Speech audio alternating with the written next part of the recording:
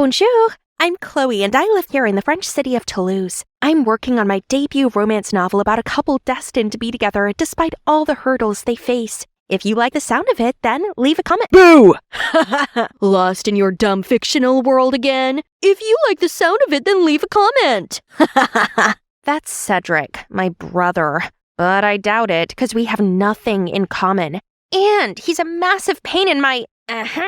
Anyway, I guess you could say I'm introverted, and I dream of becoming a best-selling romance novelist, making a living out of doing what I love. Only dreams don't always go to plan, and publishing houses don't seem to like my drafts. Meanwhile, Cedric is Satan in disguise, whose sole purpose is making my life miserable. He turned off my alarm and made me late for a meeting, changed all of my contacts' names to emojis, and one time I woke up to see my laptop covered all in plastic wrap. The problem was he got away with being a jerk simply because he was deemed good-looking. In his fangirl's eyes, he could do no wrong. Living with Cedric was such an endurance test, so I avoided him the best I could by going to a private school, instead of the same public school as him. Everything was fine until our parents lost everything in stocks, and we had no choice but to move into this teeny tiny house. One night I went downstairs to get some water and saw Mom and Dad up late with bills piled up around them. Seeing them like that made me desperately want to help. So the next day I told him that the public school had a creative writing club and that I wanted to transfer there. My tuition fees weren't a burden anymore, but going to the same school as Cedric was not ideal. So I insisted that he acted like he didn't know me at all. Still, the first few days were terrible as I kept getting lost and felt so out of place. I hardly looked up and only identified other students by their shoes. Thank goodness for the pink and white sneaker girl, Emma. She was the only person who actually noticed me, and when I told her about my writing dreams, she was really supportive. We became best friends and could chat about everything, even my annoying brother. Things were better at school, but not at home. My parents were still struggling to hide their money problems, and Cedric, well, was just being Cedric. Couldn't he see that now wasn't the time for his clown antics? I helped out as much as I could by cleaning, doing laundry, preparing meals, and even got a part-time job in a patisserie, while he literally did nothing. Why can't you stop fooling around? Chill out, sis. Even when you have a mare, all the stress will give you gray hair. Fine, act like a moron and stay in this moronic place forever. I'll get our old house back alone.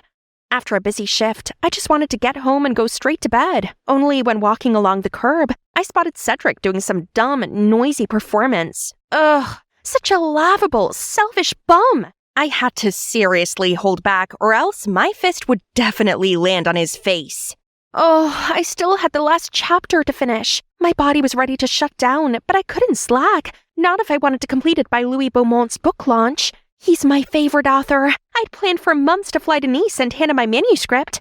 Suddenly, the lights went out. Guys, looks like the electricity company cut us off because of those unpaid bills. Gosh, we can't live like this. So I pulled out some money from the back of the manuscript.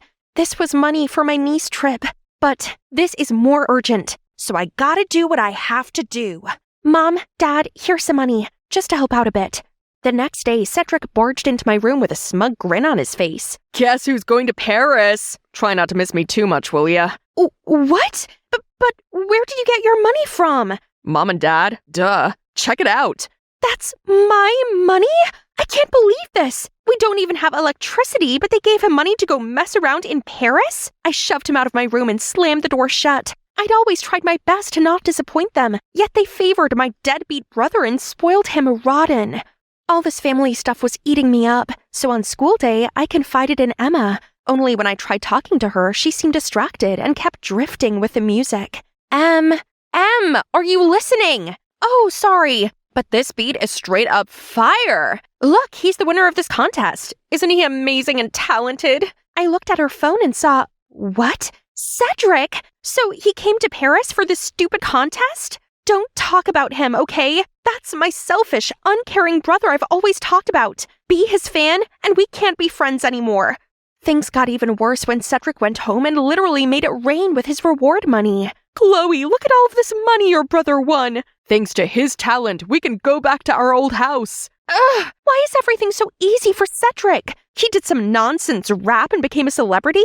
Meanwhile, it's me who had to give up my trip, my dream. At least we got the old house back, but day after day, these annoying reporters are driving me crazy. How did you come up with meaningful lyrics? Meaningful? Everyone knows rap isn't actually music. It's just some noise full of swearing and insults. Yeah, ignore her. She's just cranky from skipping breakfast. There's no escaping Cedric's name, not even at school. Please, please, please introduce me to him. Why are you so obsessed with him? Don't you remember anything I said about how terrible he is? Come on, give his music a try. I can't believe someone who wrote such beautiful lyrics can be as bad as you say he is. Fine. If she wanted to meet him, then I'd grant her that wish. It's about time she saw his true face. I opened the door and showed Emma inside when suddenly we were covered in a cloud of confetti. Why the long face? My grand welcome was the bomb! Do you know how long it would take to clean this mess? This is my brother. An idiot. Idiot brother. But then I turned around to see Emma already soaking up Cedric's every word. I can't take this anymore. My time would be better spent writing. Trembling thoughts, through fear, your eyes will find mine. Love will bind us like a cat's 9 lives. Wow, that's perfect. Wait, that voice sounds unfamiliar. Oh my, this guy was heartthrob level handsome. Bonjour, I'm Pierre, Cedric's colleague. Is he home? Yes, let me show you the way. What are you seeking him for? We're collaborating on my next album, so I'm here to practice. As a senior singer, I also helped Cedric build his show and industry connections. He's superb, isn't he? After that day, Pierre visited my house more often. Turns out he's a sweet and gentle guy who always brought us gifts, such as flowers and scented candles. And after dinner, he even helped me wash up. How can such an angel work with my devil brother? One day when I was out with Emma, suddenly she looped her arm around me and said, "You sure seem chirper these days." It's probably because Cedric's often away on music shows. You're telling me it has nothing to do with Pierre? Come on, Chloe, it's written all over your face. Fine. He's really sweet, and his smile is as bright as the sun. How can I approach someone like him? Why not start with a love letter? I took Emma's advice and wrote the most romantic letter ever, then brought it to his company. If anyone asks, I'll say I'm here to see my brother. Huh? Are they arguing? I went over to Pierre and asked him what had happened. Oh, it's nothing really. Cedric is just stressed out from his busy schedule. Yeah, right. As if there was anything stressful about this nonsense rap thing. Now is my moment, so I stuffed the letter in Pierre's hand, then ran away. I was still giddy with excitement when I arrived home. Only Cedric ruined my mood by sitting there looking like he'd swallowed a wasp. Oh no, are all showbiz parties too tiring? What a tragedy. Shut it, Chloe. What does a dreamer like you know? Dreamer? At least I'm not a self-centered, shallow idiot. I sacrificed everything so you could go after your dumb rap career, and all you do is act like an ungrateful jerk. Grow up and stop being so childish. I expected him to shout back at me, but instead he gave me this dead look, then trudged off to his room. He didn't come down for dinner or anything for the next 3 days. This house sure was quiet without him.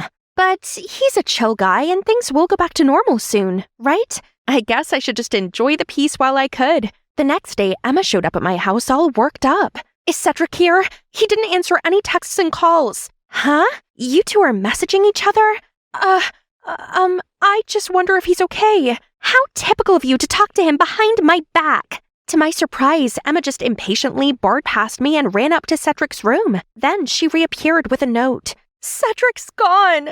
Jeez, how irresponsible and impulsive. He really doesn't care about anyone but himself. Enough! I won't listen to you badmouth your brother anymore. Can't you see he's seriously struggling and showing signs of depression? Who's the one who doesn't care about family here? And you really believe you're better than him? Emma's outburst left me stunned. Is Cedric really depressed? How was I meant to know that when he's always goofing around? That evening, Mom and Dad kept fretting about Cedric's disappearance. He gave his all to help us while we could do nothing to help him. Remember those days he performed on the streets? He gave us all the money he earned, and he always tried to cheer us up when things were down. Cedric only wanted to join the rap contest to win some more money. He was very nervous, but we believed in him, so we gave him the money to enter. Oh God, so I misunderstood him all along? Suddenly I remembered his winning track that Emma insisted that I listen to. I went up to my room and turned it on. It's about us, his beloved family. Turns out he wasn't a deadbeat, idle loser like I thought he was. He always puts on a happy face to lift others' spirits while quietly struggling with his own demons. I needed to find him and apologize immediately, so I went to Pierre for help. I had no idea he was struggling so badly. I should have noticed that he was suffering and not overloaded him with work. But there's an important show coming. If Cedric was a no-show, he'd be in breach of his contract and have to pay a huge sum in compensation. Oh no, that's not good. What should we do now? You know what? You look a lot like Cedric. How about you disguise as him? But how? Don't worry, our makeup team is top-notch. Nobody's gonna know. This all sounded crazy, but it seemed like I had no other choice. My family couldn't be in debt again for this. Being this close to Pierre made my heart flutter. He took me for my makeover, then I learned to lip sync and perform on stage. I even tried to walk and talk like my brother. I felt bad about deceiving his fans, but I couldn't risk Cedric getting into big trouble. It's only a one-time thing. Sometimes I lip sync too. It's no big deal. I felt a bit confused. Then suddenly, a stage crew member above me accidentally dropped a wrench. It could have knocked me off if Pierre didn't swoop in and save the day. Now, back to practicing, and oh boy, was it hectic. Pierre stayed with me the whole time and was really supportive. We also never stopped trying to look for Cedric together. I felt our connection growing, but couldn't figure out why he hadn't made any move. Maybe my first letter hadn't been clear enough, so I sneaked into Pierre's room and left him another one. Only later that day, I saw him glued to his phone, so I took a glance. Huh? He was messaging somebody with a very cheesy nickname. Right, he wasn't interested because he was already dating someone else. Oh no, I have to reclaim my second letter before humiliating myself. I ran into his room but couldn't find it anywhere. Wait, what's this? Here comes the big night. I was absolutely terrified. Pierre smiled sweetly at me and held my hands. We shared a look, then stepped on stage together. There were so many people out there. My legs felt numb, but then I spotted Emma beaming at me from the front row, and my nerves eased again. I quickly found the beat, then lip-synced and danced perfectly. But halfway through the song, the stage lights suddenly went off and a shadowy figure walked toward me. Cedric! The audience oohed and awed, then clapped in excitement as Cedric continued the rest of the performance. During the break, everyone went backstage and saw Pierre grab Cedric's arm. Cedric, where have you been? We've all been worried sick. Drop the act. You're just using me to make yourself rich, forcing me to do show after show, and when I was exhausted, you pushed lip-syncing onto me. What are you talking about? These shows are to help you gain support. Starting out in this industry is hard. Hey, I even lent you some money to get your house back. You mean the money you used to tie my brother in with his stupid contract? You compelled Cedric to work exclusively with you, performing 2 years for free to clear his debt. But according to these receipts for each show, the money he should have received already exceeded the amount he owed you. What the? Surprised much? Now we have all the evidence against you. So what? Cedric signed it anyway. A contract is a contract. Break it and I'll get you kicked out of the company and make sure you never get any show again. Your whole family will be dirt poor like before. I don't think so. What would the public say if they knew you've been flirting with him all along, and when he rejected you, you manipulated and overworked him until he agreed to date you? How long have you known? Long enough to expose you. Now, you have 2 options. 1, cancel the contract within the next 24 hours and pay my brother the excess money you exploited from him. Or 2, we'll publish what you did and see if you survive in showbiz afterward. I don't hate you for having feelings for me, but this deal is not fair. Pierre looked nervous and angry, then just stormed off. I turned to my annoying, goofy brother and gave him a big hug.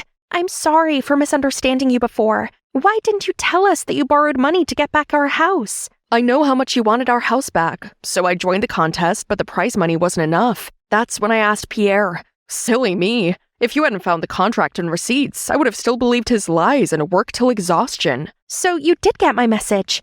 I was about to shut off all connections to the world. But that day I felt super uneasy, so I opened my phone and saw your message. Must be sibling telepathy. One more thing. Emma, you truly helped me find myself again. What do you say? Do you want to be a superstar rapper's girlfriend? Yes, I do. Please keep the lovey-dovey stuff to a minimum in front of me. Luckily, I was spared when a stage crew called Cedric to go back on stage. You know, it's not easy for us artists to have a big platform, literally like the stage. We always have a price to pay for the glory. Because of that, I'm eternally grateful for my amazing family and friends who always have my back. And a big shout out to my sister for being my inspiration for this song. Then he started rapping to my poetry. His rhymes and my poems are flowing, really getting the crowd going. He's a lyrical gymnastic genius. After the show, Cedric received a video from Pierre. Cedric, I'm sorry for taking advantage of you. I like you so much and wanted to keep you close. I'll pay back what I owe you, then take a break from showbiz for a while. I really hope one day you can forgive me. Phew, all that drama was a lot for my introverted self to handle. So now I've treated myself to some me time to recharge. Thanks to Cedric rapping, dozens of my publishers reached out to me for my poems, including those who'd previously rejected me. Gosh, am I seeing it wrong? A mail from Louis Beaumont himself? I can't wait to see him in person.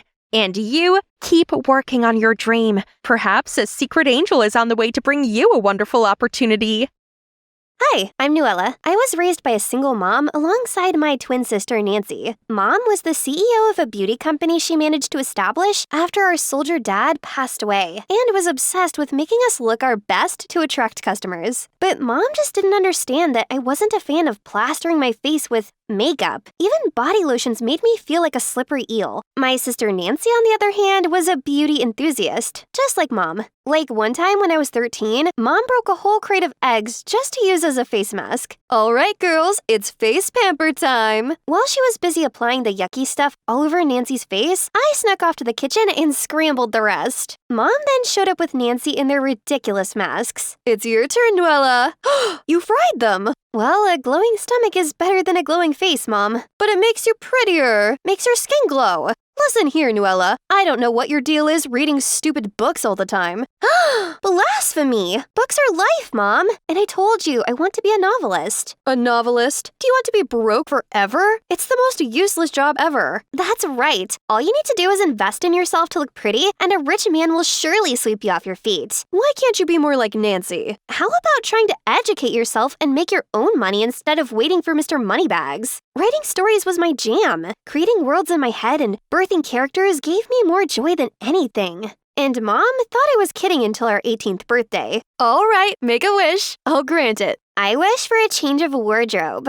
Done. And you, Nuella? I wish to be a full-time writer, Mom, just like Stephen King or J.K. Rowling. Ha! Sorry, Nuella, but that wish is never coming true. You're running my business, and that's final. How can you decide my life for me? At least Nancy's got her beauty. She can snag a rich man. But you're not as pretty. I'm just looking out for you. That hurt. Mom, I'm an adult. Seeing that I wasn't willing to budge, Mom turned icy on me. She made me pay house bills, and unable to bear it, I moved out. But being a writer wasn't all that rosy. No one wanted to publish my book.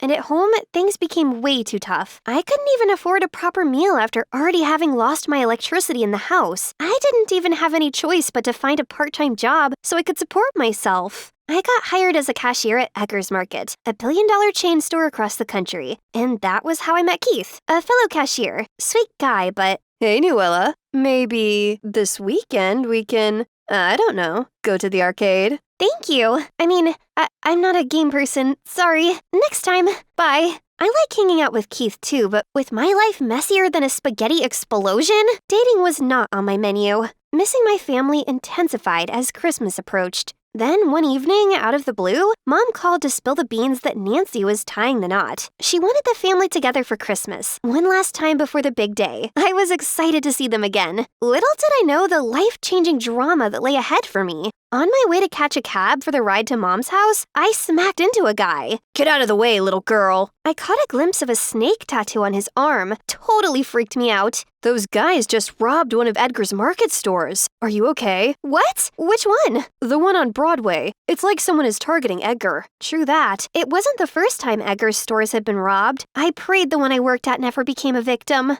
In minutes, I was knocking on her front door, and that's when Nancy and her boyfriend arrived. Before I could even say a greeting, Mom swung the door open and zeroed in on Nancy as if I were invisible. Nancy, my baby, I missed you. Is this your car? That's Ryan's car, Mom. No way! Hi, Ryan. Welcome to the family. Come on in. You must be tired from driving. Mom hadn't even acknowledged my presence. Once inside, I forced aside the small jab of jealousy to catch up with Nancy. Nancy, you look good. Thanks. How about you? Are you Stephen King or something now? I hope it's something bigger than the family's business. Well, I got a well-paying job at Panda Publishing Company. What? That's like one of the biggest publishing companies in the States. Why didn't you tell me when I called? It's a Christmas surprise. Oh, Noella, I'm so happy. I got this for you, Mom. Can we go eat? I'm hungry. Okay, don't judge me for lying. Nancy was practically oppressing me with her achievements. While we were having lunch, Mom began asking Ryan questions like he was in a job interview.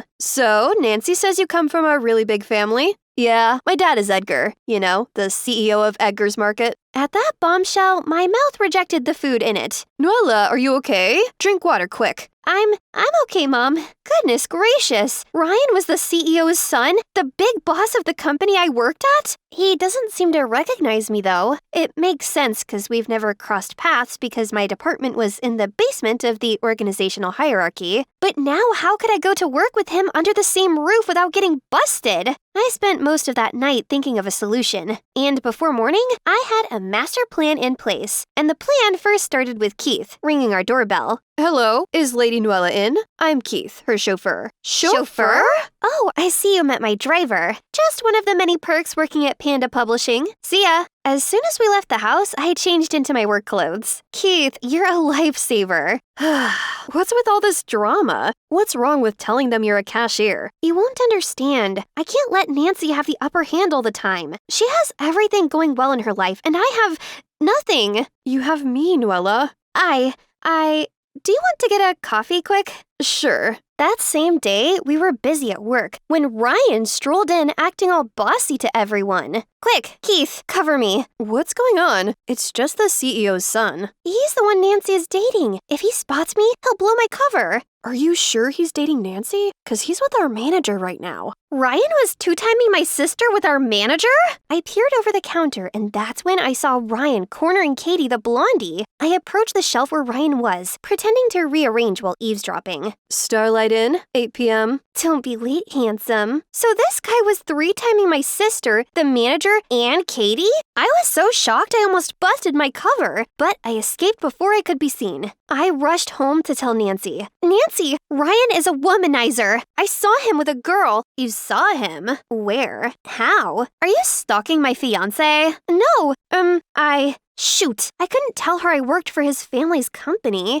I heard people say bad stuff about him, you know, really bad stuff. Listening to rumors, are we? You should know better than that. I bet her jealousy didn't let her think straight. Instead of being happy for me, you're busy snooping around desperate for dirt on my fiancé. Really, Noella? If I knew you would ruin the spirit of Christmas for all of us, I wouldn't have invited you. Apologize now. No way! He's a snake. I swear, Keep your mouth shut. If you continue with any of this nonsense, you'd better pack your things out of here. Now get out. It was like the floor was torn from beneath me. I felt rejected, and then Ryan came and showed me my work ID. How did you get it? So, you work at Edgar's store? What happened to Panda Publishing? None of your business! Get out! You have some guts calling me out when you're such a faker yourself. Pull that stunt again, and I'm telling everyone that you're just a lowly cashier. Chuckling evilly, Ryan walks off. Trapped and trying to ease the tension, I apologized to Ryan and Nancy, giving Ryan the benefit of the doubt. But that night, he threw my doubts back at my face while I was washing dishes. Look, I know why you're so frowny. I apologized. Now get off of me. But you got the hots for me, huh? If it eases your vibe, I'm into you too. You're so unique. Let's go out. Nancy won't know. I resisted the urge to smack him with a pot. It was official. He was a scumbag, and Nancy needed to know. So I decided to play along. Perhaps I could implicate him and show Nancy evidence of his evilness. Oh, Ryan, how did you know? Since I set my eyes on you, I've been dreaming about us. Then let's go out tomorrow night. I'll text you the address. Bingo. And that's how I found myself dressing up for a date after work the next day. Whoa, you look dashing. Where are you off to? Keith's compliment had butterflies fluttering in my stomach. For the first time in a while, I felt beautiful. Thanks. I'm going out. Out? Like, a date? Yes, with Ryan. Let me explain. I told Keith everything I planned, but nothing I said made sense to him. This is risky. What if Ryan wants to hurt you? I'll be fine and ready to take that jerk down. I got to the restaurant early, but I spotted Ryan with the guy I recognized as one of Edgar's store robbers. Same build, same snake tattoo. Intrigued and concerned, I discreetly approached, phone recorder ready. Tell the boys. We hit the one on New City Street tonight. That old man Edgar dared to mess with me. Let's see how he likes his stores rated. Yes, boss. We will be ready. Ryan hired these gangsters to rob his own stores? This guy's a psychopath. Nuella, baby, you look great. Unlike Keith, Ryan's compliment made my skin crawl, and his hug made my stomach churn. You're robbing your father's store? Was that also your doings, having the store on Broadway robbed the other day?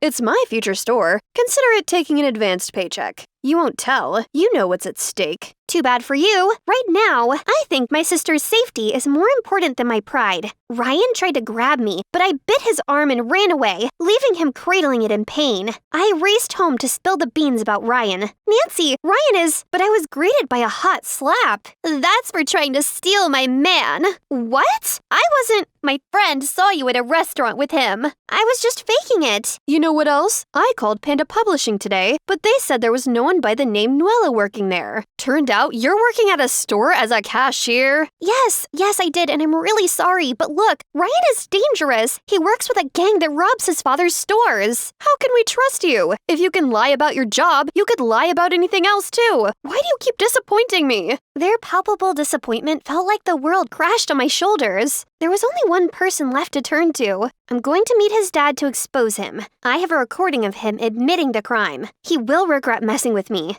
I'm not sure that's a good idea since he knows you know. Let's think of something less dangerous. I'll grab you something to calm down, okay? While he went to fetch me the calming thing, I couldn't wait, so I sneaked out and headed straight to Edgar's headquarters. Hello, I would like to meet the CEO of Edgar. It's urgent. Someone is planning to rob his store. I have evidence. Evidence, huh? Come with me. The security guard led me to an elevator. Then we stopped in front of a room.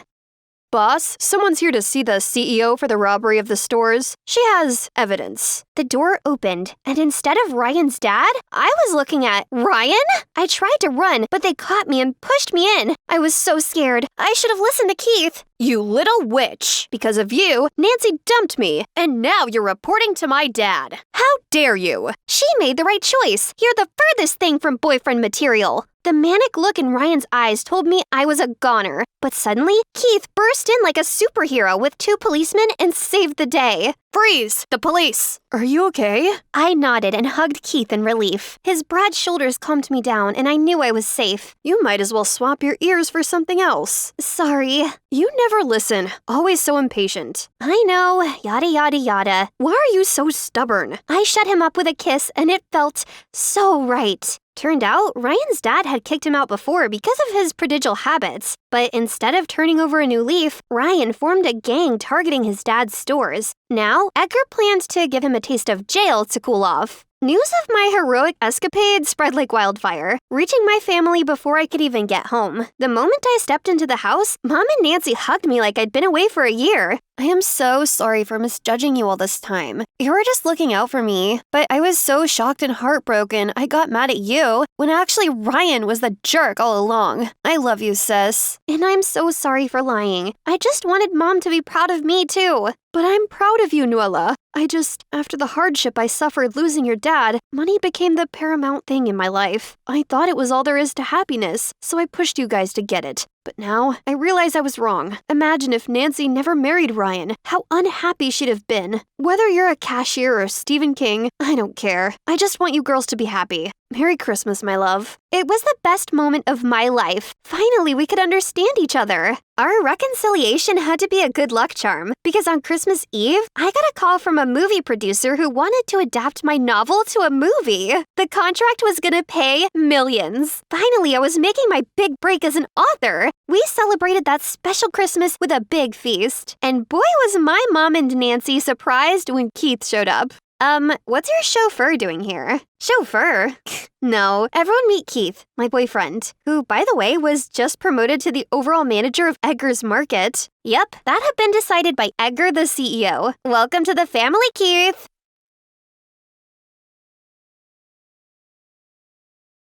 Hi, it's your girl Miley again. Let's get on with Scarlett's life story, which was left on a cliffhanging slap.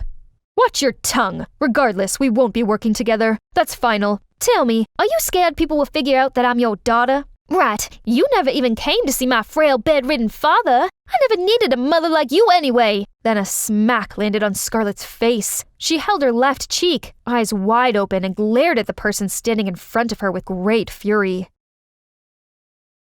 Scarlett immediately began venting to Naomi as soon as she got home. No way, this is bad. Without a management company, it's really hard to maintain your popularity. I could not care any less.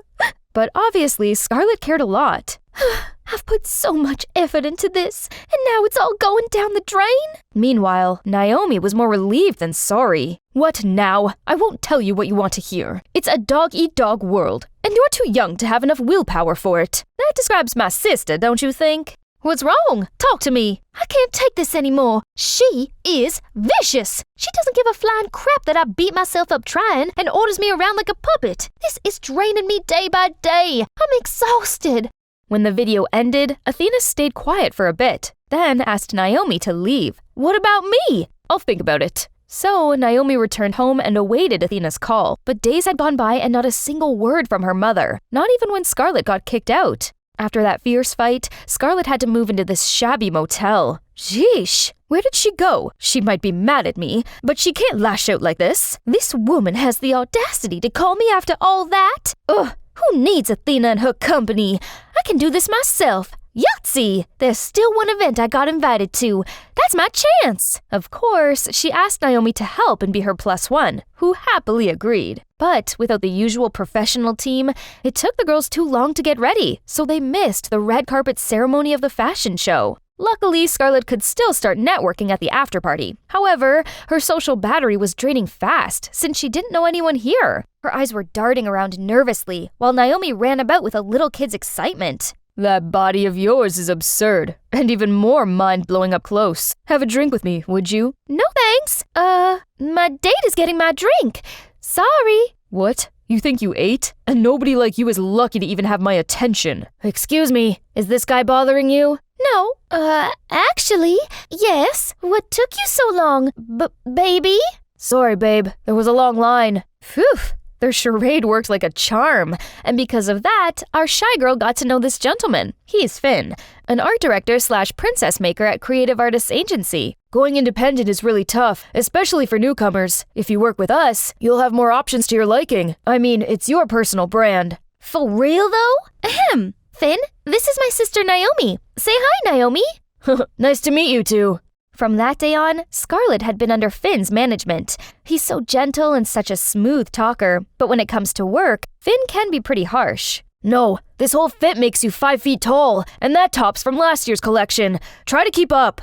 But how? I literally have to dive into multiple piles just to find something that isn't a size 0. You might think a personal stylist could make this easier, but your audience can sense that it's not authentically you, and it'll just be much harder for you to build rapport. I can see you have quite a personality. You just don't know how to show it through your style yet. All right, that's actually really profound. I never thought about this stuff that way. Stuff? So, what got you into this? That prompted Scarlett to tell him everything. Surprisingly, that guy seemed like a good listener. That is some story. Still, you managed to build a following mostly thanks to your genuine charm. I believe I can teach you more about this stuff and make you fall in love. With real fashion, I mean. And here I thought he was gonna judge me. Ever since she had a handsome, patient trainer guiding her every step, Scarlett gradually gained more respect and interest for what she was doing. Their relationship eventually became more intimate and went beyond the professional boundary.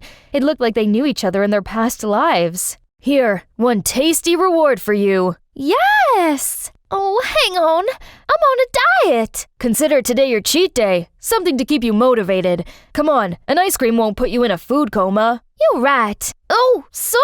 You're such a klutz. It was smooth sailing for Scarlett. One day out of the blue, a mukbanger appeared on her For You page. And that's Naomi. How long has this been going on? Why didn't you tell me? Who are you working with? None of your business. Excuse me? I didn't say anything. I was gonna say eating a humongous amount of food like that can be bad. Maybe you're against this because you're afraid I'll take all your spotlight. Ain't that right? No use talking to her right now. Perhaps I can ask Finn for advice. To her utmost surprise, Scarlett saw that Naomi was with Finn. In the long run, you'll either develop a terrible eating habit, or worse, an eating disorder. This is your one and only body. Take good care of it. Everything's going as planned. Don't worry. I won't get fat no matter how much I eat. Stay calm, Scarlett. Don't barge in and interrogate them. No!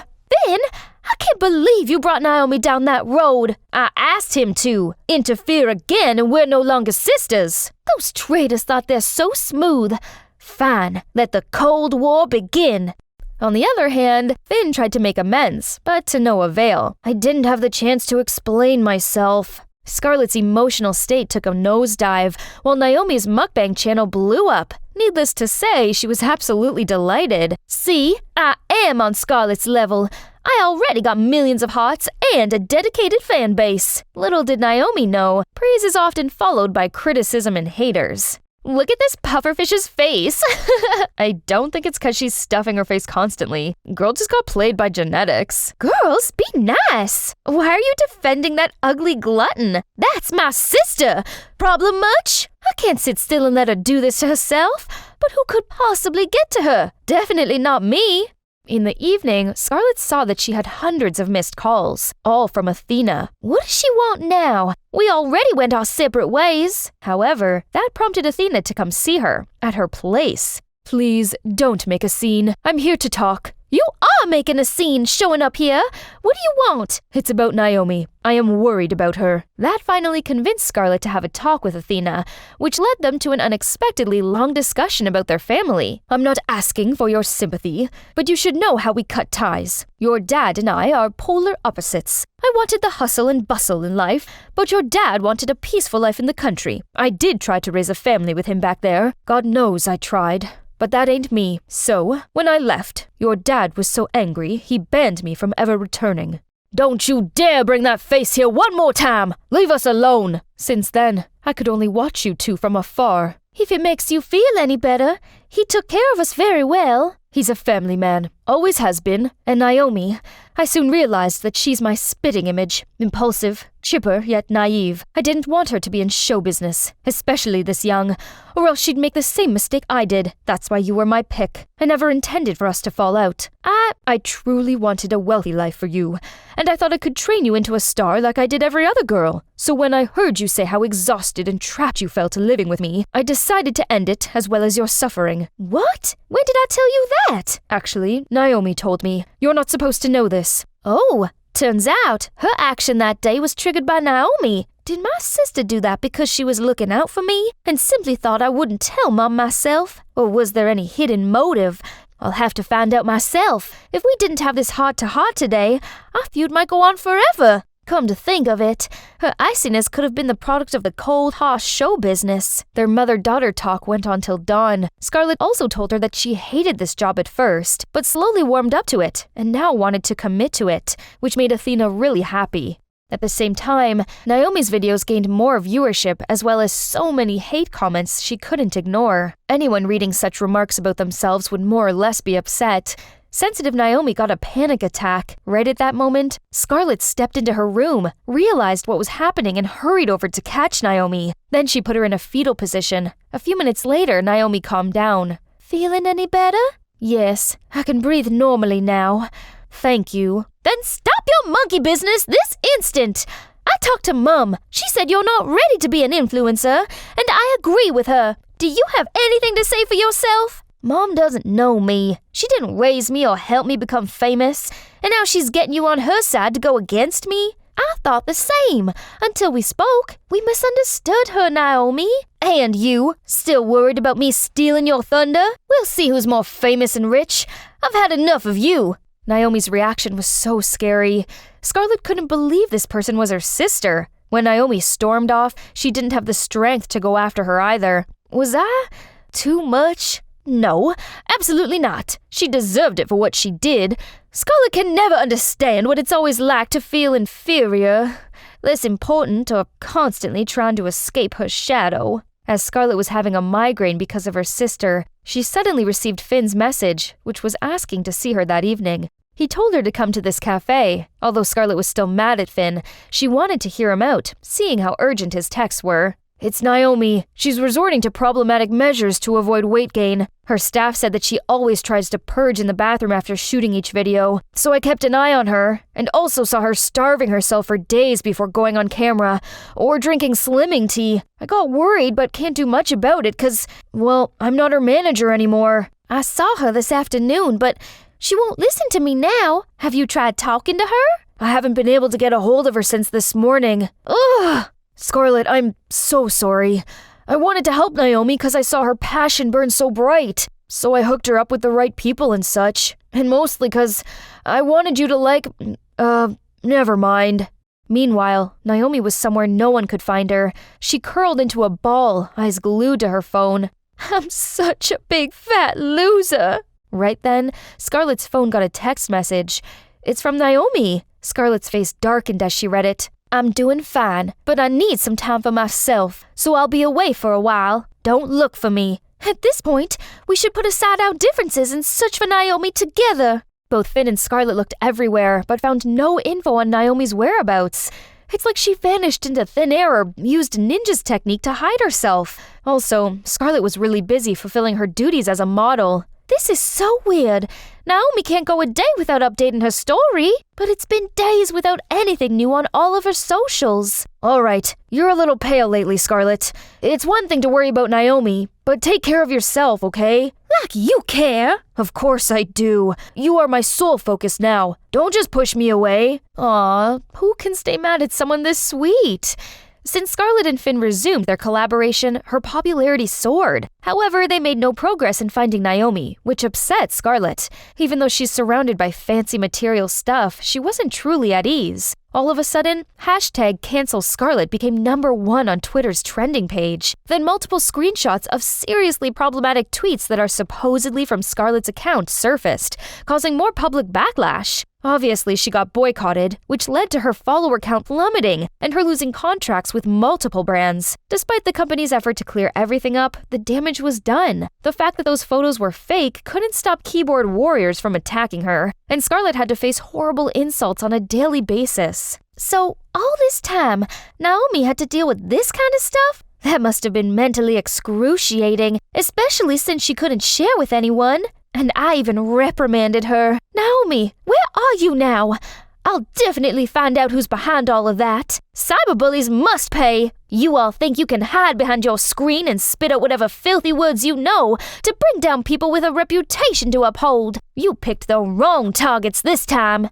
It wasn't easy, but thanks to the company's resources, Scarlett's team managed to track down everyone who ever made hate comments against the sisters and brought them to the police. But when Scarlett came down to the station and saw the lineup, an astonishing sight welcomed her. One of them was Naomi. There he is, my favorite person on earth. He should be the first one to see this. Ivan, look, I did it. I passed my exams. Top of my class. Wow, that's amazing. Look at our little genius. You know, when we did algebra, I was terrified. But then I was like, it's just math. I got this. And boom, look, I got an A. Of course you did. You are a genius, the best of all of us. Man, I am hungry. I will sweep this side so we can go home sooner. My sister is a genius, genius. You are literally the worst singer ever. After that, we hurried home and searched for something to fill up our growling stomachs. Uh-oh, looks like Mom left arepas in the fridge. You know I hate that. It's yucky. 1, never say food is yucky. A simple, I don't like it, works best. 2, I got a bonus at work today. Come on, I will buy you a chorizo burger. Eee! Chorizo burger? Wait, but you need to save your bonus for... Forget about that. Tonight we celebrate, mi amor. Yay! Hey everyone, my name is Mirabel, and I'm from Colombia. This is my amazing brother Ivan. Together, we're the greatest team ever. Our mom worked long hours as the mayor's clerk for barely enough money. And even though my brother helped with the money he made from menial jobs around the town, we never had enough. But Ivan was full of ideas to help us forget what we lacked. I'm so cold. Our radiator is broken. Mom called and it's too expensive to repair it. I'm so sorry, guys. But if I pay for this, I don't know if we will have enough to eat. It's okay, Mom. I have an idea. Let's move all our beds to the kitchen and use the stove to stay warm. Mirabel, you always wanted to go camping, right? Today, we're going camping in the kitchen. Awesome! He always knows how to turn things around like that. Even though our living conditions aren't all too great, but with Ivan around, it felt like nothing could go wrong until... Mira, the most exciting thing happened today. So while I was sweeping the streets in the city, this man in a suit came to me, and long story short, he wants to take me to be a model in America. What? America? That's so far away, Ivan. I know, but I am going to be a model, and that means I am going to be traveling all over the world. I am going to be like a bird, and after a while, I will take you guys to America as well. I'm happy for you, but I don't know what I would do without you. Oh, come on, genius. You can write me every week, and when I've earned enough, I will buy you a phone so we can video call all the time. You promise? I swear it on my life. Ivan left home a few weeks later, and from that day, life sucked. There was no one waiting for me at home after school every day. Mom had to start working even harder, and I was lonely and miserable. Every Saturday, I walked for 30 minutes to the post office, hoping to get letters from Ivan. No letters yet, dear. I have told you you don't need to walk here every week. Once you have a letter, I will rush on my bicycle to deliver it. What if you forget? Or you have so much work and you don't get to me in time? Don't worry, I like walking here. Walking is healthy. Okay, we have a rusty old bicycle in the back. You can have it for your trips here. No one uses it. Please don't say no. It hurts me to see you make this tedious trip every week. Thank you so much, sir. That is so kind. I promise one day I will repay your kindness.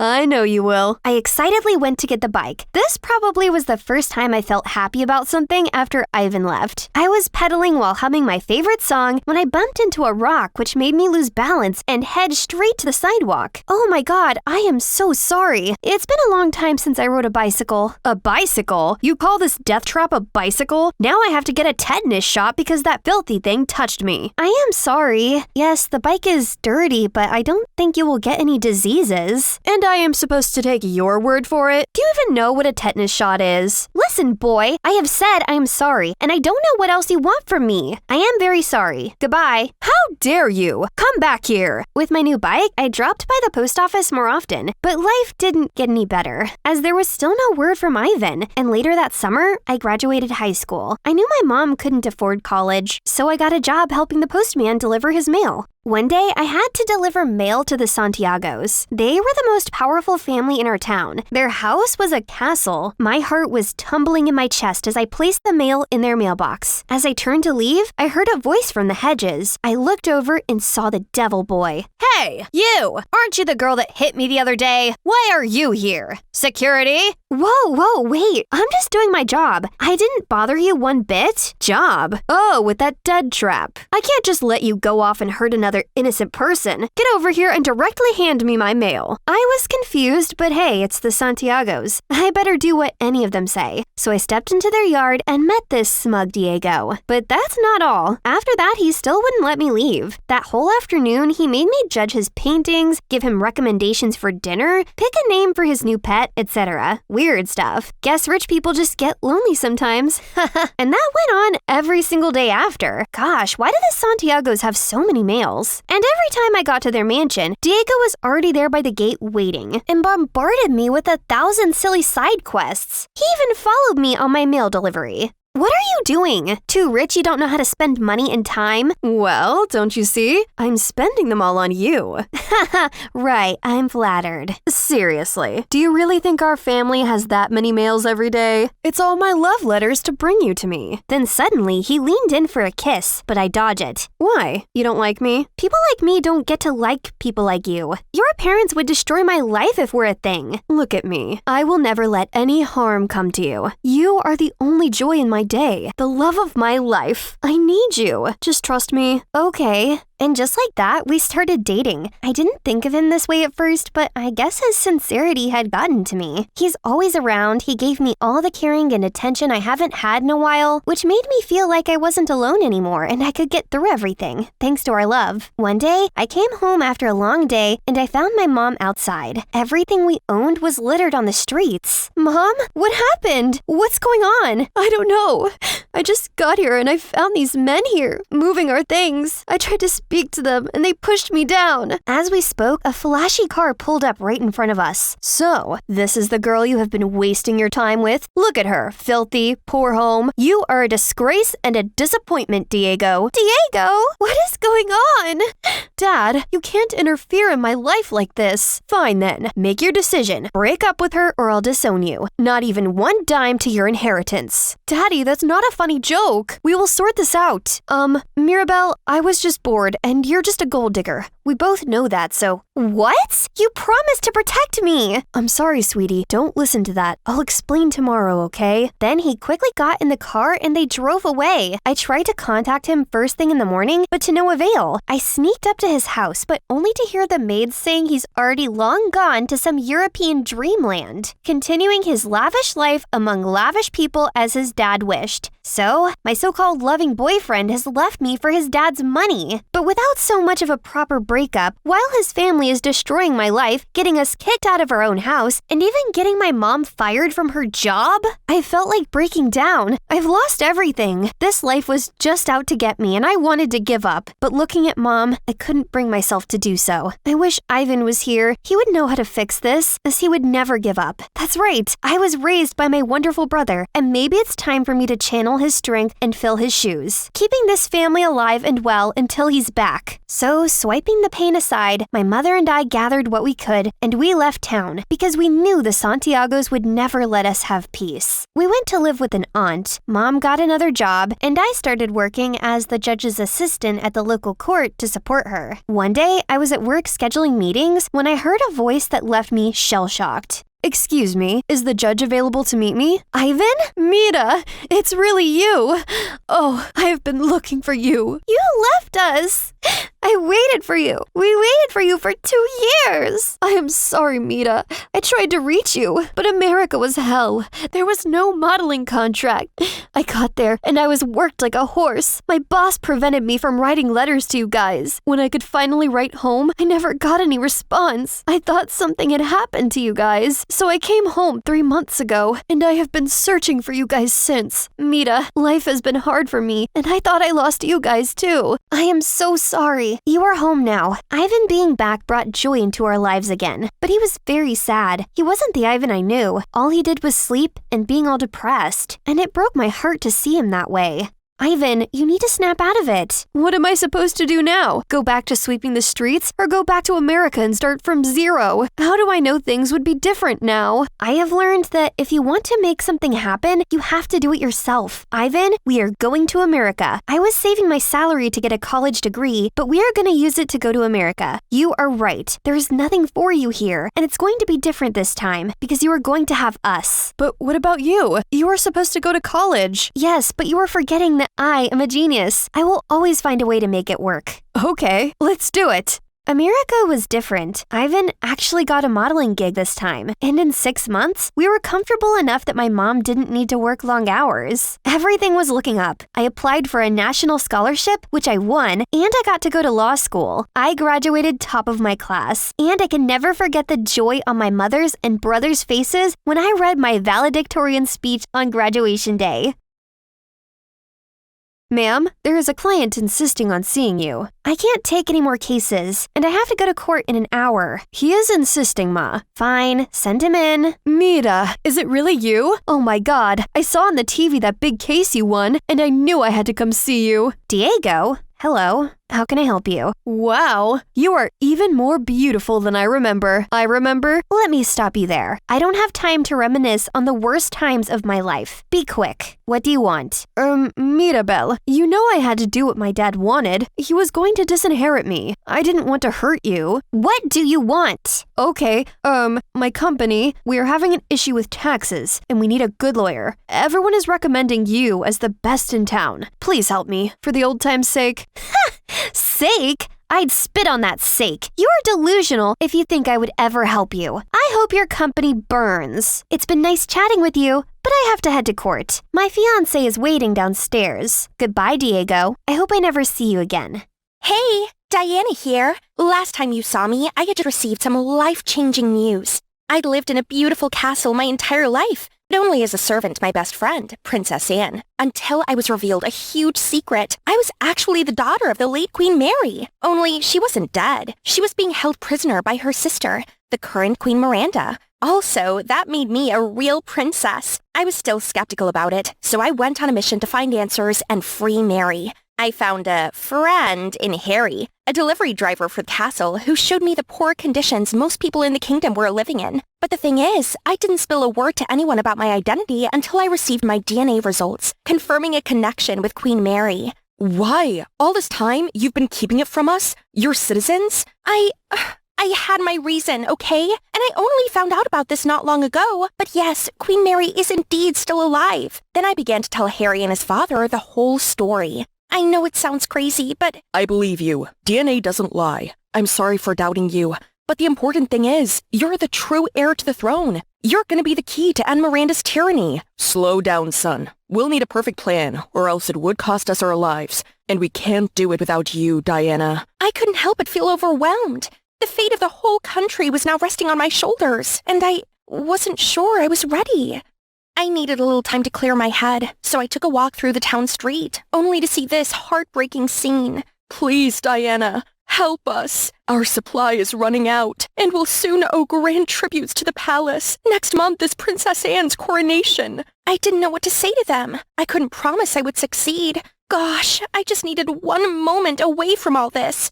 I snuck away to a hill, and shortly after, Harry found me. You're okay? I'm sorry if I put a lot of pressure on you. Just know that you don't owe us anything, and it's up to you whether you want to do this or not. I really appreciate that. But yeah, I knew I had to do this, just not sure how. Don't worry, okay? We'll figure this out together. For a minute there, I lost track of everything as I gazed into his sparkling eyes. But this is not the time, Diana. I shook my head, and when I opened my eyes again, the lights from the aristocratic area lit up.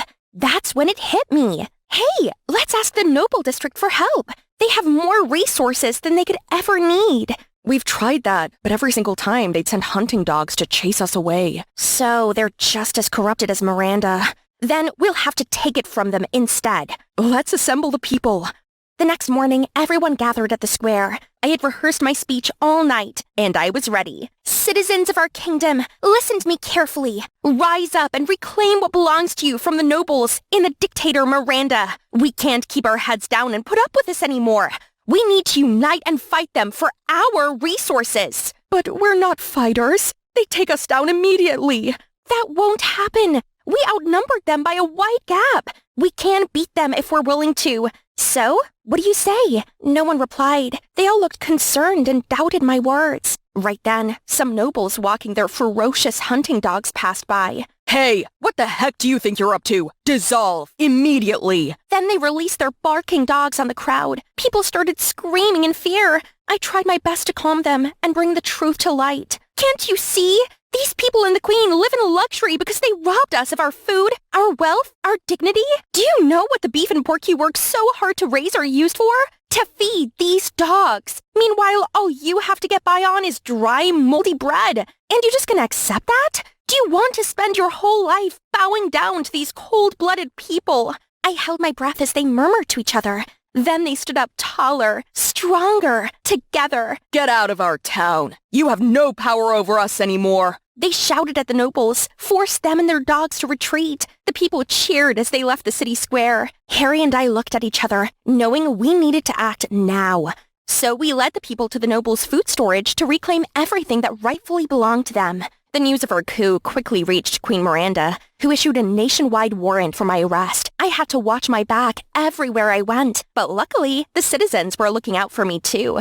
Like when the soldiers were on to me, Aaron, the flower shop owner, told me to hide in his flower cart. When they approached, he replied, "No one is here except me, you fools. Get out of my way." then continued to push his cart away, leaving the soldiers dumbfounded. Another time, I was on the run again from the nobles when the trolley came near. The driver told me to hop on, then handed me a uniform and a fake mustache, and voila! We confused the heck out of those nobles.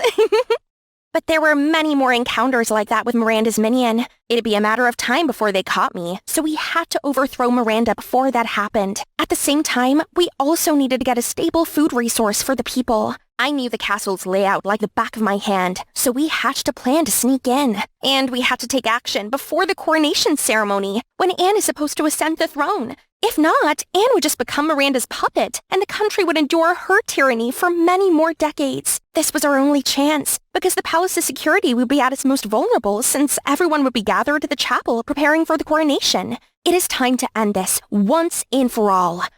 The night before the coronation, we snuck into the castle as planned. I led a group of people disguised as servants down to the dungeon to rescue Queen Mary. Meanwhile, Harry led the rest of the storage warehouse to seize the largest food storage in the palace to make the enemy surrender entirely. But when we arrived at the dungeon, Miranda was already there. Diana, what are you doing here? Run, now! Shut up, sister. I was waiting for my niece. How did you know I'm here? Ha!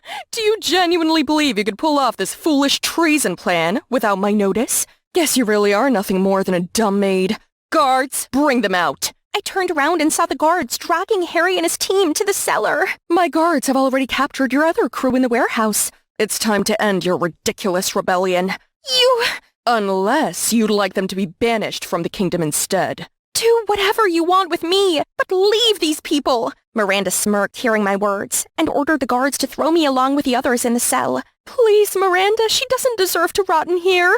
You still can't shake off that rambling habit after all these years, sister? You'll never get away with this. You've oppressed your own people to their limits. Someday soon, they're going to rise up and overthrow you. Big words for such a little brat. Let me guess, even you couldn't tell that your own partner is my right-hand man, aren't you? What? Harold, the Count?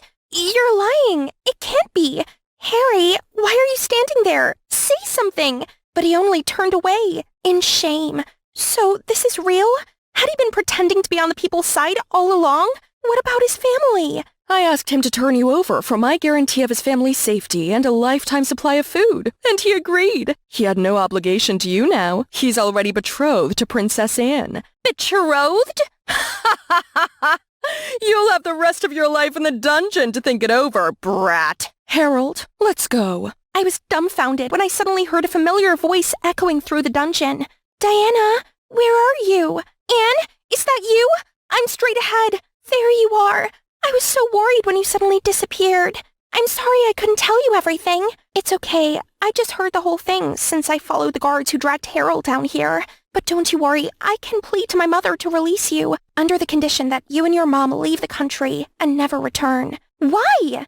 You don't really think you can stand against my mom, do you? There's no end to this, Diana. I know, but with your help, we might be able to turn things around. We have to fight for what we believe in, Anne. You still want a simple life and open a bakery, right? This is your chance. But she's my mother. How could I turn against her? Please, Diana, just listen to me. No, Anne. I can't do that to all the people who are suffering out there. We'd rather stand here forever than be free and act like Miranda didn't commit all her crimes. I guess, from now on, we go our separate ways. Goodbye, Anne. Anne burst out crying and left. I slumped at the corner of the dead silent cell. What was I thinking? That I could make a change?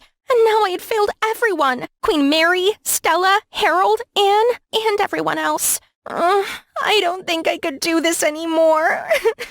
Don't cry now, dear. This isn't the end. I don't even know anymore. There's no way out. Harry must have known I could never succeed. So he switched sides, right? So did Anne. No, they might have had their reasons, but they did what they did, and it's not your fault. I know it's hard, but you need to get it together. This is not the time to show weakness. As much as I didn't think I could, I was determined to try. Early the next morning, another group, led by Harold's father, unexpectedly showed up for mine and Queen Mary's rescue. How did you know we were here? Harry contacted me last night and asked for help. So, here we are. You see, not only me, but the people also believe in you.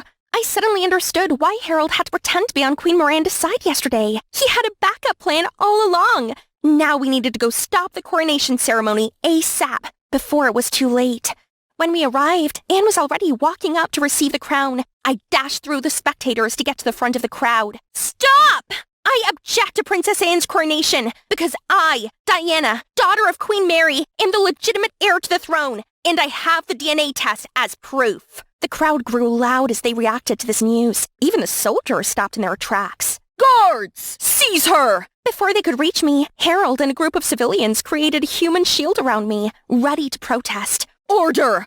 Order! That evidence is fabricated and there's no proof of its validity. Don't be fooled by her. At that moment, Queen Mary finally made her entrance, and the crowd went dead silent. Citizens of our kingdom, I'm your Queen Mary, and I'm very much alive. But I've been held captive for so many years by none other than my sister, Miranda. It was she who took advantage of my weakness after Diana was born to seize control of the kingdom. Now, she and all of you know the truth, and you know that Miranda is not your— Stop all this ridiculousness! I am still the queen of this kingdom, regardless of how. This is treason. Seize them all, now! But no one did as she said. The soldiers, officials, and the entire crowd turned to face Queen Mary and bowed before their true queen for the first time in 18 years. Miranda angrily charged towards us, but she took a surprise detour to prison, where she'll await trial. Then an official returned the crown to Queen Mary, but she didn't put it on. Instead, the ceremony was started again, and I was crowned as the new queen of the kingdom. Are you sure?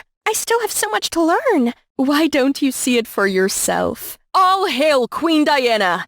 Thanks to you, we are saved from the famine and the dictator. You gave us a better life. You are the queen we've been praying for. I could burst out crying hearing their chanting. You see, being a queen is not about immense wealth or influence. It is truly about what you have to offer to the world and who you are inside. And you, my dear, are ready for this.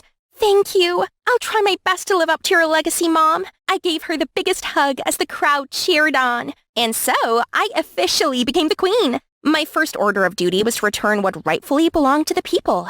I promised myself that from now on, no one will suffer under my rule. As the people gathered their things, Harold came wanting to talk, and we left for somewhere private. Diana, I want to be honest with you. I originally became a royal official because I wanted to change Miranda's mind and help the people, but no one took me seriously. They said I should know my place and be grateful that a commoner like me landed a place among the nobility. They even forced me to be the one who delivered the tributes from the people to the castle. It made me sick. But the moment I met you, I felt joy and happiness, the kind that I hadn't felt for a while now. I didn't want to accept the truth that I was betrothed to Anne.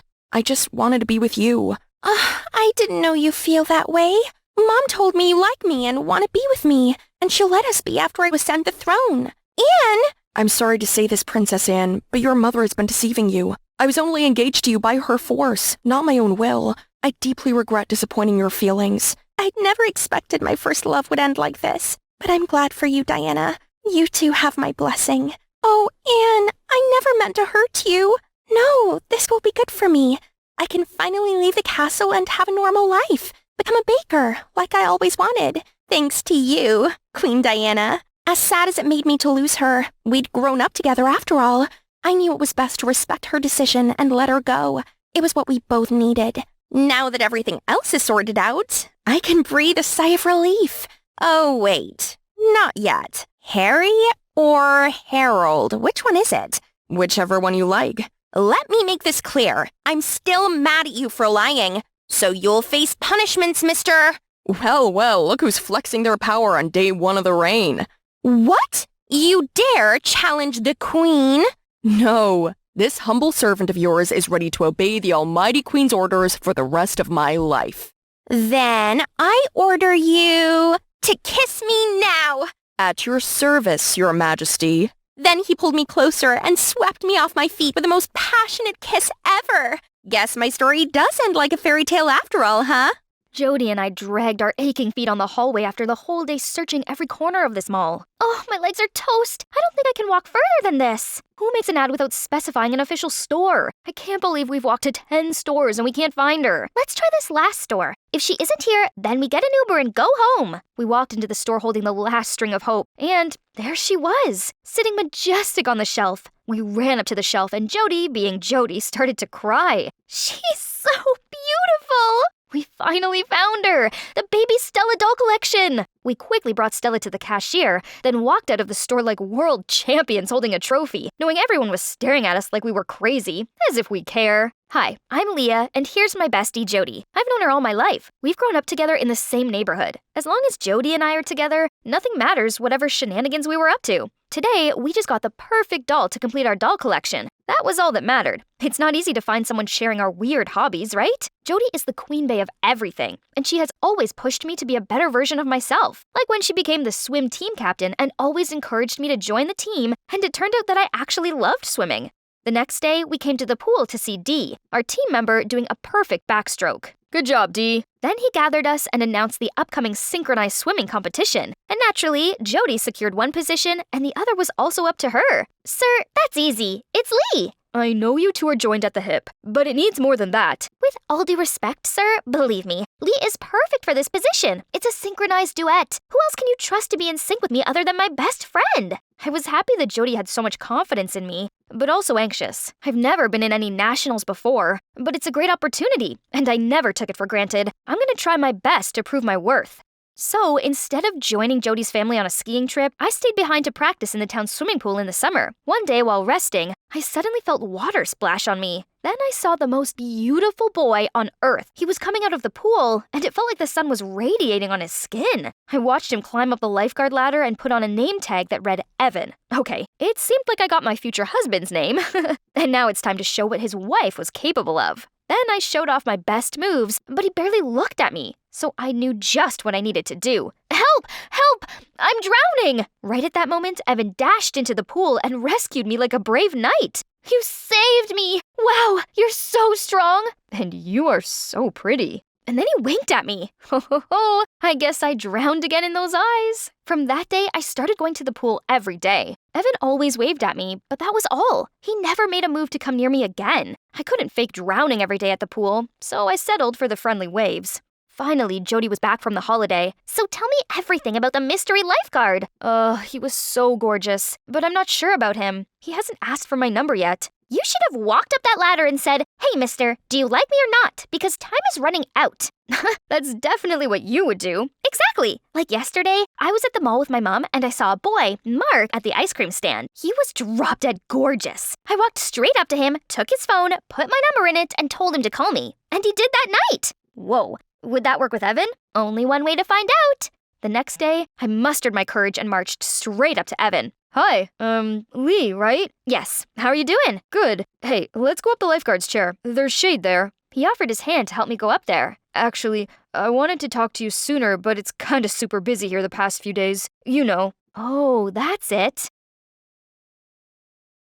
I sat next to Evan as he paid close attention to everything happening in the pool. We talked, we laughed, and I even felt his fingers brush over mine.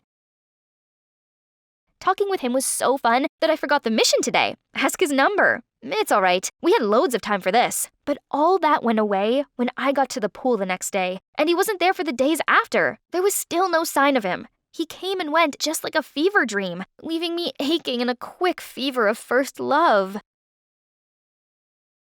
Well, his loss. He had all summer to ask you out, and he didn't. Good riddance. Yeah, but I should have just asked him out like you suggested. Come on, forget about him. Now, let's focus on an important issue. My birthday. As always, it's gonna be the biggest event before school resumes. And you know what? Mark's gonna be my escort. Ooh, dreamy Mark is coming. Can't wait to meet him.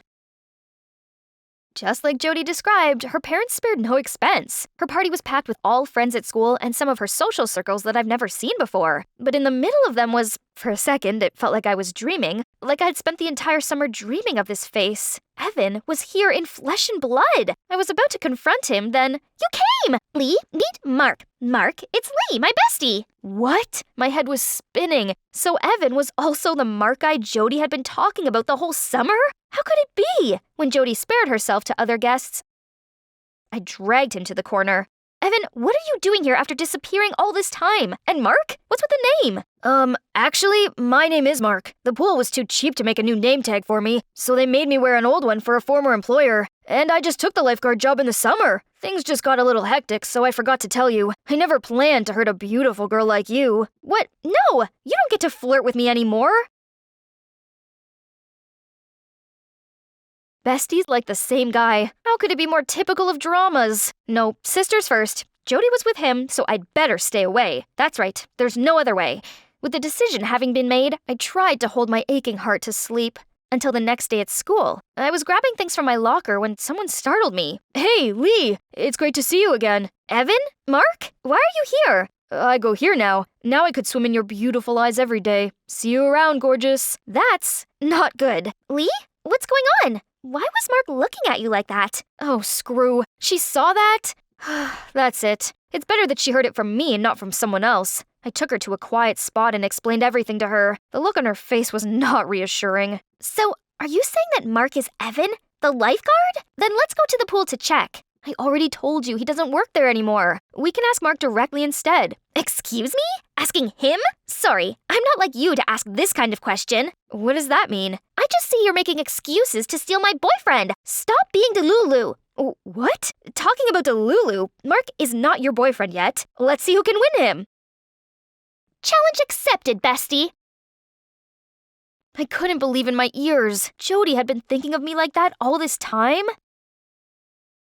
I came to school the next day to see Jody and her other friends marching in the hall. Mark, let this smile always on your face, 'cause when you smile, the whole world stops and stares for a while. Classic Jody. But flashy things don't shine. Then I approached them and faked being fainted to fall into Mark's embrace. And his gallant caught me before knowing what happened.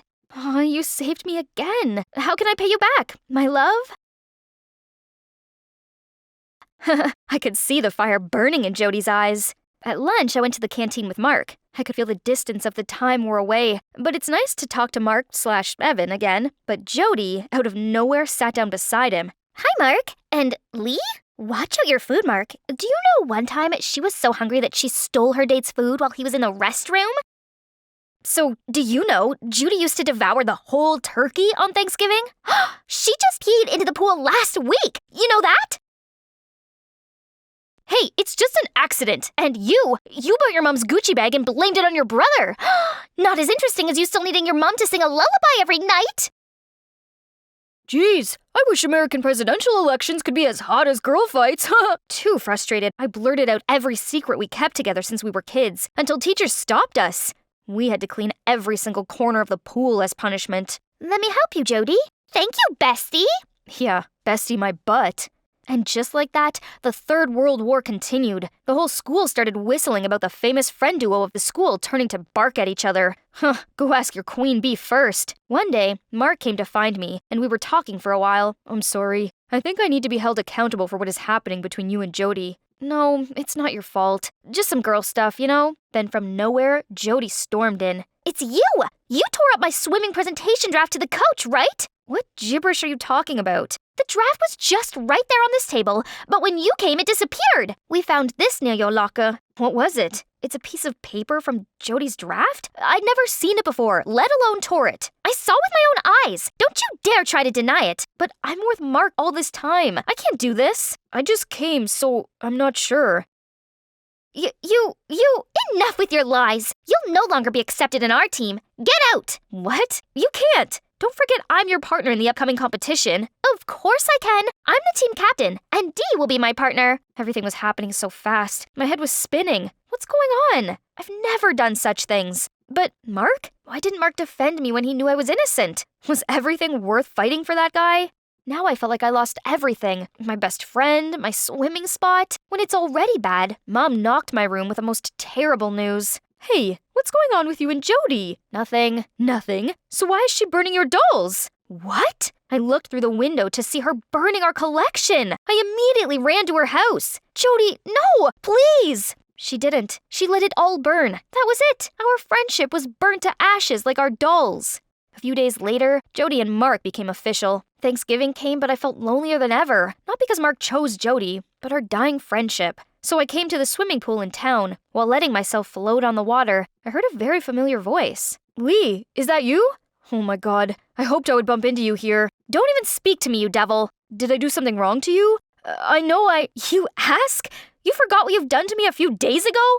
But I was in Switzerland until yesterday. Turns out he went to a military school in Switzerland and only returned home on holidays. And Mark was actually Evan's twin. So I'd been fooled all this time? The news hit me with the utmost shock. All the suppressed emotions were blurted out with the tears. Evan pulled me in his embrace and listened to every word. I'm sorry my brother must have been messing with you. I'll handle this, I promise. A few days later, Evan asked me to go to the cafe near school to talk about the truth he learned. We stepped inside to see Jody sitting here with her new boyfriend and new best friend. I was about to leave, but Evan pulled me back. Trust me, will you? Then he held my hands and walked me towards them. Upon seeing Evan, Jody couldn't hide her shock. Huh?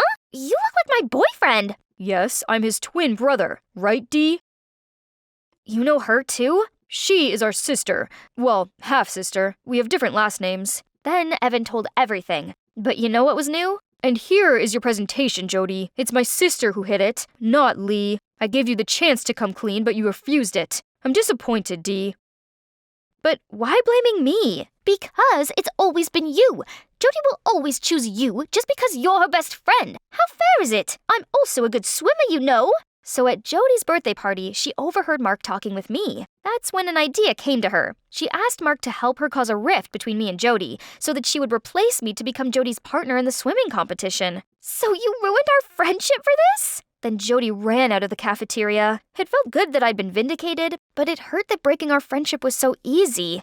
The next few days were not getting any better. Jody was calling nonstop to apologize, but I wasn't ready to listen to her. One day I heard Jody and Mark talking. I apologized for everything. My sister wanted a spot on the team, so I just want to help. But I thought by doing that I could know what your feelings are if there's someone else like me, because from the beginning I already fall for you. I don't know what is real or not real anymore, Mark, but I can't forgive you. At least now. I'm sorry, but whatever happened between us is over. Things were messed up for Jody as well. The next day, I answered the door to see Evan, Mark, and Dee there. We apologize for what happened. We didn't think clear before doing that. I let jealousy take over me. I'm sorry for things going bad between you and Jody. It's no use being mad this time, at least. Everything was settled in some ways. I am really sorry about my messy family. Please, I heard enough sorry these days. So how about that? I should have done this long ago. Do you want to get ice cream together sometime? I thought you'd never ask. And, Lee, I have decided to leave the team. I can't be there after all of this. But how about Jody? I ran to the school gym, knowing the chaos that was going already. Look at this mess you girls have made. How are you supposed to join the competition without a partner? I'm sorry. When the coach left, she jumped into the water and let it take over her. So I joined her. Hey, I can be your partner. Lee? No, I don't deserve it. I was stupid. I burnt our dolls and I threw away our friendship. Yeah, you were pretty stupid. And you hurt me. But it's okay. I'm here because you need me. And regardless of anything, I'm always going to be there when you need me. I'm so sorry. It's okay. We both learned the lessons of being calm before saying anything regretful. And now, let's win this thing. Yes, with you, bestie, I can always win.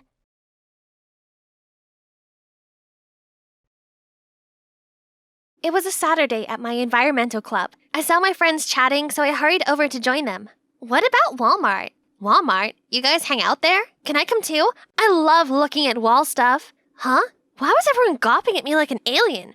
Oh, Walmart! Duh, I was just fooling around. Anyway, you guys go have fun. There. You're probably thinking, has this girl been living under a rock? How can she not know what Walmart is?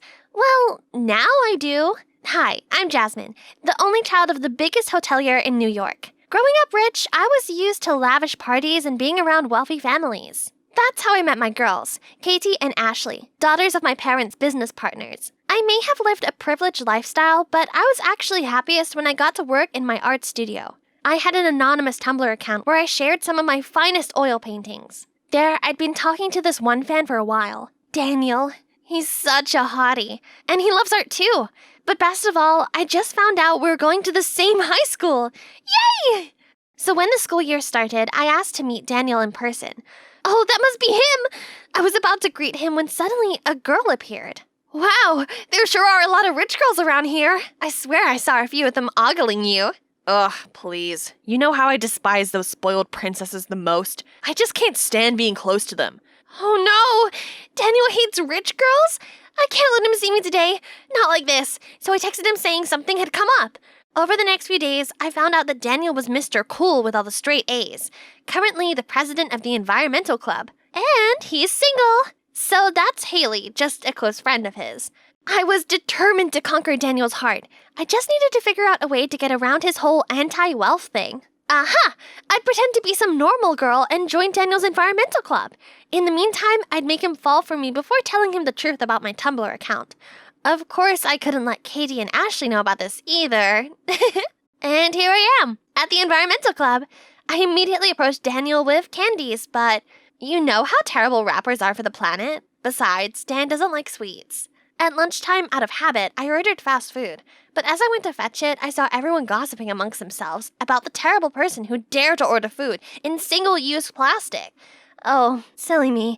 I totally forgot I was in an environmental club. I quickly lied that I'd already eaten despite my stomach giving out some monster growls. And today's incident was yet another embarrassing moment I created for myself at the club. Oh, Walmart! Duh, I was just fooling around. Anyway, you guys go have fun. There. Learning to be a normal girly is hard, but dealing with my rich friends was even harder. I'd been so busy at the club I totally forgot I still had the recycling bag on me. Not mine! Another time, I nearly got caught while trying to raise funds with other clubmates. I ended up hiding in the restroom for an hour straight. But all the suffering was worth it, as I got to hang around with Daniel. Daniel, I got this for you. Oh, this is for me? You're a great painter, aren't you? Thanks. By the way, meet Andy. He's in the Eco Bus Stop Poster Design Group, and you're gonna work with him from now on. Not like a rich kid like him needs the bus. Andy, what are you doing here? I could say the same about you. My dad just married Daniel's mom, so I'm here to support my new stepbrother. Ooh, so Andy, whom I met through fancy parties with our parents in the past, was in Daniel's inner circle. This was wonderful news, so I confided in him all about my plan to get with Daniel. So, any chance you could help a girl out? Sure. I've always wanted Daniel to have a girlfriend anyway. He seriously needs to chill out a bit. From then on, Andy started teaching me about the ordinary life. One time, he insisted on taking me to the amusement park for the first time. Why do people take the bus anyway? Why don't they just drive a car? Not everyone can afford a car, Jazz. So, when will the bus come to pick me up? The bus doesn't come to you. You have to go to the bus stop. Huh? A bus stop? What is it? It's a corner with a bench. You'll see. The bus was stuffy, and there was a funny smell coming from somewhere behind me. Where's my champagne and hot towels? Jazz, this is a bus, not a plane. You don't get those things here. Later, the bus suddenly jolted, and I flew forward, but Andy caught me in his arms. I peered up at him, and my heart almost skipped a beat. He looked so fine from this angle. Finally, we made it to the amusement park, and it turns out it was so much fun. I went on these twirling teacups until I felt dizzy, and threw some balls at a tower of cans. On the way home, Andy insisted on joining this massive line to try some tacos. I'd never waited this long for food before. But oh boy, they were tastier than a Michelin star food! Best of all, Andy also helped me get close to Daniel. Only I got so nervous. The trees are leafy, aren't they? I mean, all trees are leafy, apart from trees in the winter, as they're not very leafy. You're just the right combination of cute and awkward. Holy moly, I thought I was cute. I was ready for my sweet first kiss when Haley butted in and started boring Daniel with talk of some project. Later that day, Haley pulled me into the corner. Who are you, and why join this club? I'm just an environmental enthusiast and a nature lover. This girl is everywhere, third-wheeling with me and Daniel. But it's okay, as Andy had invited me to his house to work on a poster for the club. And I mean, I could conveniently bump into Daniel there too. Oh, some of the paintings here were amazing. I didn't realize Andy was an art fan. We discussed some of our favorite artists, and then I showed him my finest paintings on my Tumblr account. Wow, I can tell you truly have a knack for transitional blending. Actually, I dreamed of becoming an artist, but then Mom left me and Dad to travel the world and fill her own painting dreams. I didn't want to make Dad any sadder than he already was, so I stopped painting. I told him to pursue his passion no matter what, and invited him to join me in my art studio whenever he wanted. Suddenly, it was so hot in here, I needed a glass of water before I melted. I walked into the kitchen to find Daniel daydreaming out of the window. Hey, is everything all right? Eco Bus Stop has hit a dead end due to the lack of funding. I knew I could just give him some of my allowance, but that would mean revealing that I was a rich girl. So I decided to cheer him up by pulling funny faces and said it would all be okay. But then... You don't understand. I have to make this project successful no matter what. Only then I can get a scholarship into my dream university. His attitude stunned me. This Daniel was completely different from the fan I talked to. But maybe he was only acting up because Eco Bus Stop means a lot to him. So, the next day, I decided to give Daniel his most wanted gift, an envelope with my monthly allowance. Just as I was about to reach Daniel, Haley stopped me. I know your secret already, rich girl. What? No! You must be dreaming stuff up. Oh, really? So you don't know these people? Aren't they the troublemakers from the rich kid clique? Yeah, they are. Why would I be friends with those spoiled brats? Spoiled brats? Jazz, how could you say that? Your whole Save the Trees act didn't work on me. You were acting fake from the start, so I followed you and saw you with your rich friends at the luxury outlet. That's correct. Jasmine Father owns more hotels than your dumb club members' houses combined. I don't know what she's doing here. Next thing I knew, Daniel walked off without saying a word, so I ran after him. I knew it so well that rich people like you ain't no good. You could have funded the project, or at least helped me ask your father for a loan, but you did nothing. You disgust me. I only did it because I like you! Right then, Katie and Ashley caught me up. I'm sorry for what I said earlier, girls. It was my fault. I shouldn't have said such nasty things about you guys. I didn't think a noble lady like you would ever lower yourself for a pity boy like him. If you want back in the clique, then cut ties with your low-rent friends. Maybe my club friends were right. We've been so shallow and materialistic. We should change, not them. You! How dare you, Jasmine! Jasmine! So, Daniel didn't want to see my face while Katie kicked me out of the group.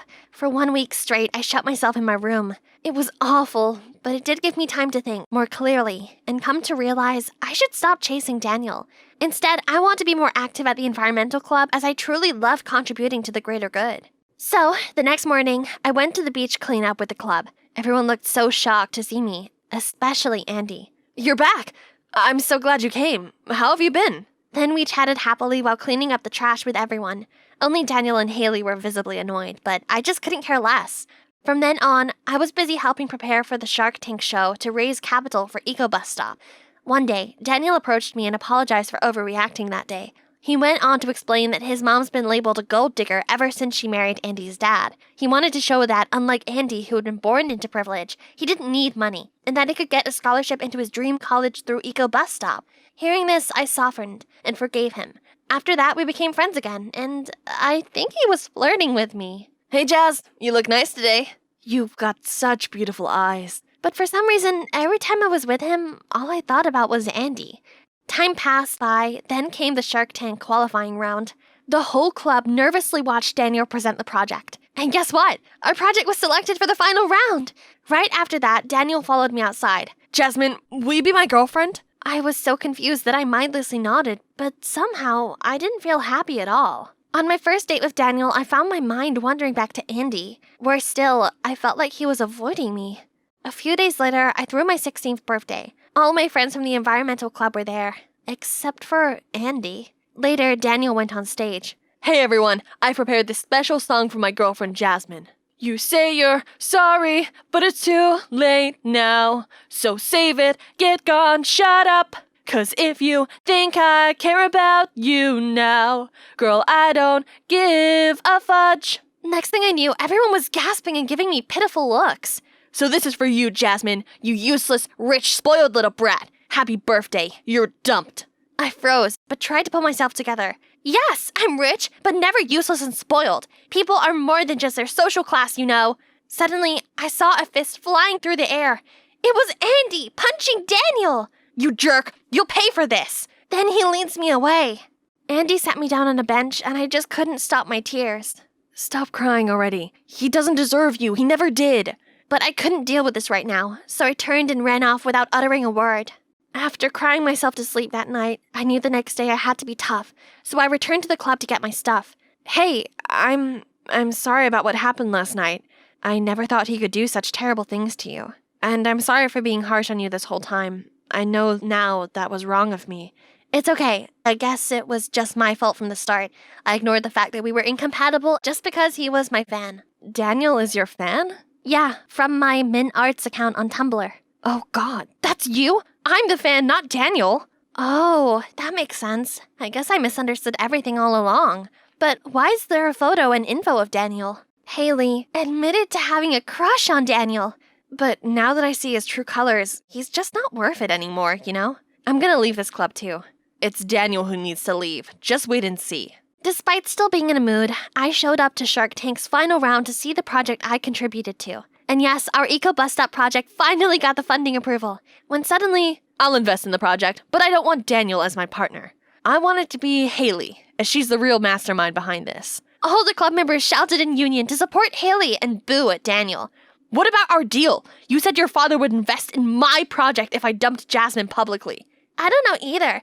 Maybe it's because you really suck. Moments later, Katie's father got between them. Fortunately, Andy filled me in on Haley's contribution to the project. Otherwise, I would have made a terrible mistake by funding an opportunist instead. As for you, Katie, how could you do that to a friend? You will receive your punishment at home. After the show ended, I went for a walk with Andy. So, this was your plan all along, huh? Daniel went too far this time. I need to teach him a lesson, and... Jazz, I've liked you since we first started hanging out, but I stupidly agreed to help you get with Daniel. This is so sudden. I don't know, Andy.